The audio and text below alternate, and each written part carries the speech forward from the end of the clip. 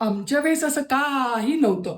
बाळाला मीठ द्यायचं नाही, साखर द्यायचं नाही, टीव्ही पाहू द्यायचा नाही, स्क्रीन टाइम नाही, असं जर तुम्ही म्हणत असाल तर थोडं थांबा. आपल्या काळामध्ये वैद्यकीय जागृती नव्हती, त्यामुळे आपण परंपरेनुसार जे ऐकत आलो ते करत होतो. परंतु आताच्या काळामध्ये सुधारणा झाली, वैद्यकीय जागृती झाली आहे.